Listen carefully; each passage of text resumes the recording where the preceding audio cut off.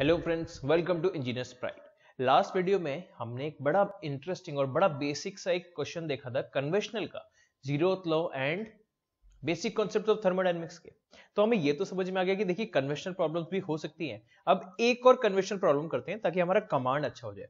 Objective question हमने देखे, conceptual कितनी छोटी छोटी चीजों पे क्वेश्चंस आते हैं वो भी हमने देखे, कन्वेंशनल प्रॉब्लम भी हमने लास्ट वीडियो में देखा। चलिए इस प्रॉब्लम में हम एक दो और अच्छे कन्वेंशनल प्रॉब्लम्स करते हैं कि किस तरीके के क्वेश्चंस पूछे जा सकते हैं, सारी पॉसिबिलिटी हम कवर करते हैं।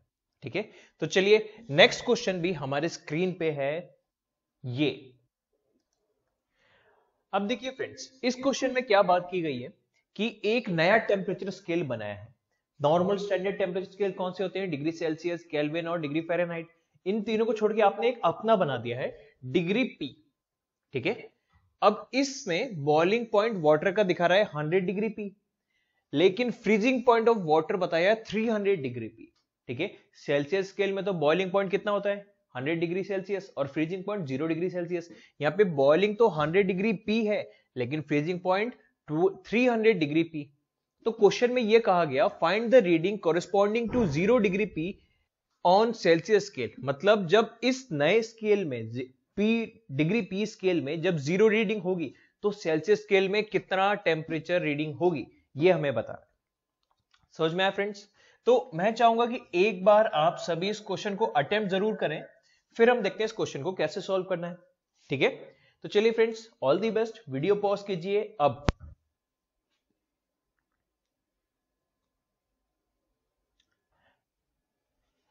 सो फ्रेंड्स, आई होप आप सभी ने ये क्वेश्चन कर लिया होगा। चलिए अब हम देखते हैं इस क्वेश्चन को हम कैसे सॉल्व करते हैं। क्वेश्चन में बोला गया है बॉइलिंग पॉइंट और फ्रीजिंग पॉइंट। तो मैं पहले क्या करता हूं, देख लीजिए। यहां पे हम मान लेते हैं कि है फ्रीजिंग पॉइंट, और यहां पे है बॉइलिंग पॉइंट। समझ में आया? ठीक है, बॉइलिंग पॉइंट पे पहले हम बात करते हैं डिग्री सेल्सियस की। डिग्री सेल्सियस में फ्रीजिंग पॉइंट क्या होता है? 0, और बॉइलिंग पॉइंट कितना होता है? 100। अब हम बात करते हैं स्केल डिग्री पी की। इस डिग्री पी में फ्रीजिंग पॉइंट कितना गिवन है? फ्रीजिंग पॉइंट है 300, और बॉइलिंग पॉइंट कितना गिवन है? Boiling point is 100। समझ में आया?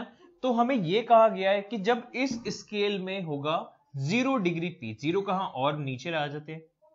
ठीक है, जब हमारे डिग्री पी वाले में 0 रीडिंग होगी तब सेल्सियस में कितना डिग्री सेल्सियस होगा, यह हमें बताना है।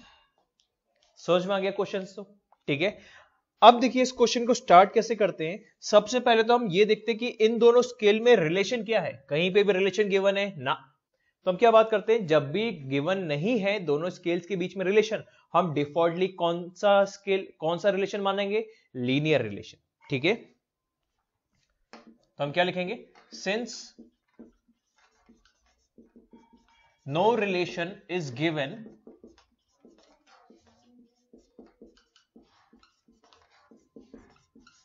between the two scales, therefore linear relation is assumed।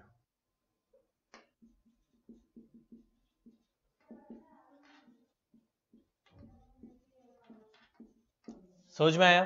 ठीक है, मतलब क्या हुआ, हम बात करते हैं कि degree P is equals to A times degree C plus B।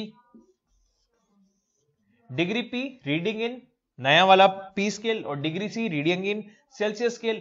A और B are constants, where A, B are constants. अब इन कांस्टेंट्स की वैल्यू हम फाइंड आउट करते हैं। कैसे? सबसे पहले हम मानते हैं एट फ्रीजिंग पॉइंट की कंडीशन।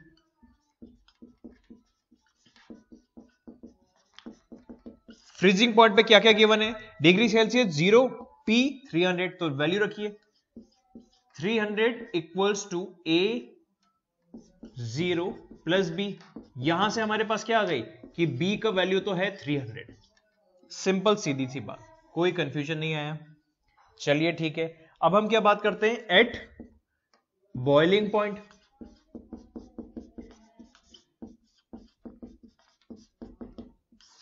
बॉइलिंग पॉइंट की बात करें, बॉइलिंग पॉइंट में सेल्सियस है 100, पी है, डिग्री पी है 100, दोनों की वैल्यू 100 पुट करते हैं तो हमारे पास क्या वैल्यू आएगी, 100 equals to A into 100 plus B, है ना। बी की वैल्यू पुट कीजिए 300। अब हम क्या बोलते हैं, जरा यहां से 20 20 20, हमारे पास क्या बचेगा, ए का वैल्यू -2, ये आ गया, ए का वैल्यू -2 आया। अब हम इसमें पुट करते हैं, degree P equals to A मतलब -2 times degree C plus B, हाँ है ना, समझ में आया ये फ्रेंड्स? ओके, बी नहीं, बी का वैल्यू 300, ये आ गया हमारा रिलेशन। अब हमें बोला कि जब p का वैल्यू होगा 0, जरा पुट कीजिए, 0 equals to -2 times degree C plus 300, इसको इधर लेके आइए तो हम क्या बात करेंगे, माइनस साइन हट जाएगा, तो डिग्री सी इक्वल्स टू 300/2, 150। समझ में आया फ्रेंड्स ये? ओके, तो हमारा आंसर क्या हुआ कि जब हमारा पी स्केल में 0 रीडिंग दिखाएगा तब डिग्री सेल्सियस में 150 हो रहा है।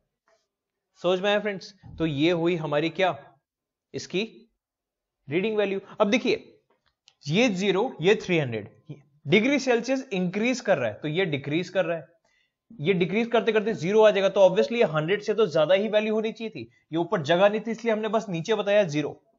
समझ में आया फ्रेंड्स? तो ये हुआ हमारा इसका answer.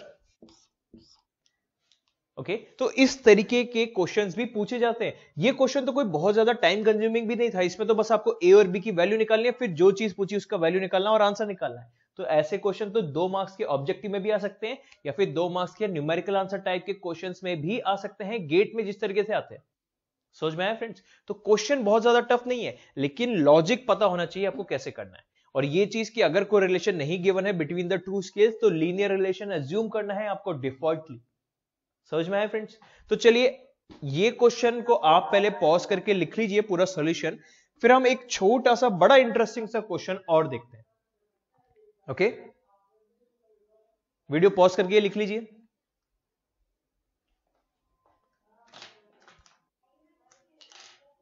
Okay friends, I hope आपने ये लिख लिया होगा। तो चलिए नेक्स्ट क्वेश्चन करते हैं, एक और क्वेश्चन कन्वेंशनल का ही इसी टॉपिक पे, जो कि है आपके स्क्रीन पे ये देख। इस क्वेश्चन में क्या कहा गया है कि what does a temperature difference of 10 on degree Celsius scale correspond to on a Fahrenheit scale.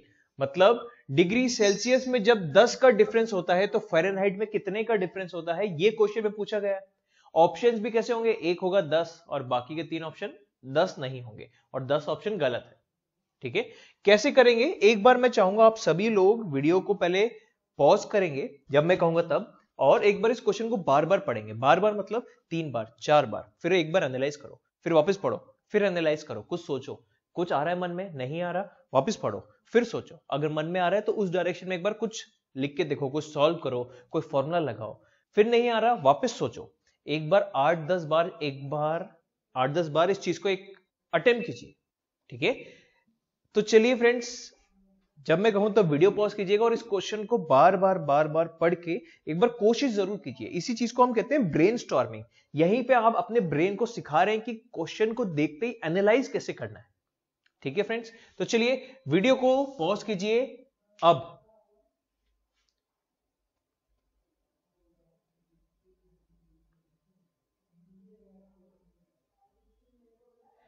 Okay friends, so I hope आपने इस क्वेश्चन में थोड़ा बहुत तो सॉल्व कर ही लिया होगा, कुछ बच्चों ने आंसर निकाल लिया होगा। तो चलिए अब हम करते हैं इस क्वेश्चन को सॉल्व। जिन बच्चों को इसका केवल आंसर जानना है, जिन्होंने सॉल्व कर लिया, वो वीडियो को थोड़ा सा आगे लेके जाइए और आंसर चेक कर लीजिए। आंसर सही है तो very good, congratulate yourself and अगले वीडियो की तरफ जाइए। लेकिन जिन बच्चों को समझ में नहीं आया वो यहीं से कंटिन्यू कीजिए, फिर देखिए स्टेप बाय स्टेप हम इस क्वेश्चन को कैसे करते हैं।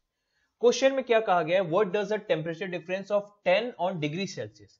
मतलब temperature difference degree Celsius scale में 10 है, तो हमें पूछा है टेम्परेचर डिफरेंस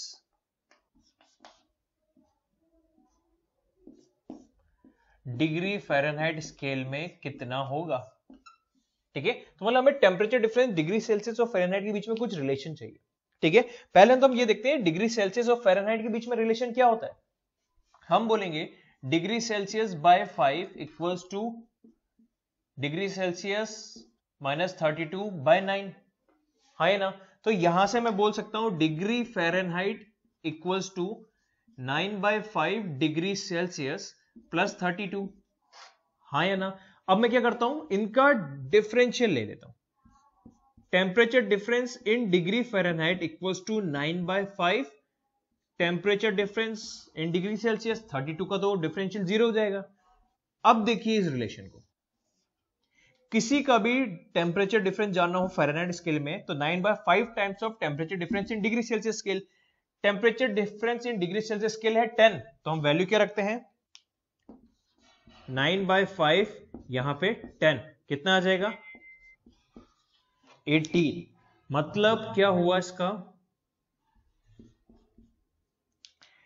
कि अगर डिग्री सेल्सियस स्केल में 10 डिग्री का डिफरेंस है तो वो फ़ारेनहाइट में 18 डिग्री का रिप्रेजेंट होता है।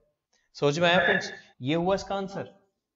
अब देखिए क्वेश्चन कितना डायरेक्ट था, कितना इजी था, कितना सिंपल था, लेकिन कितनी अच्छी तरीके से इसको सॉल्व करने पे ही आएगा।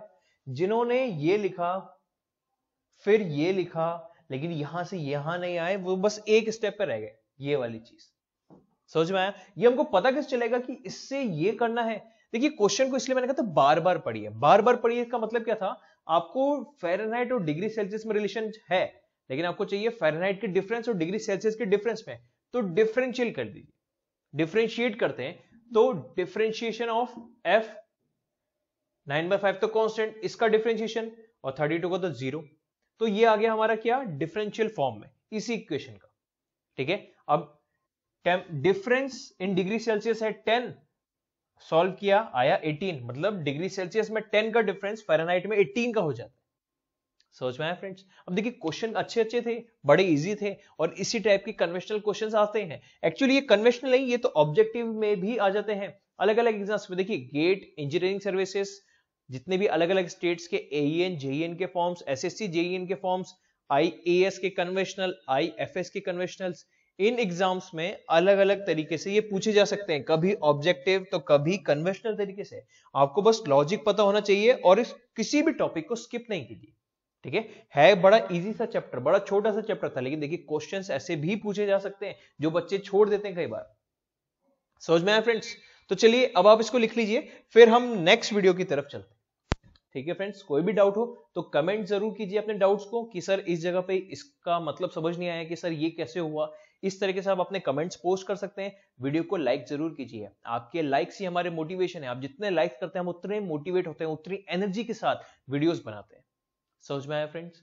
चैनल को सब्सक्राइब कीजिए, बेल आइकन पे क्लिक जरूर कीजिए, ताकि जैसे ही वीडियो पब्लिश है आपके मोबाइल में एक नोटिफिकेशन आ जाएगा। ओके, चलिए, thank you and have a nice day.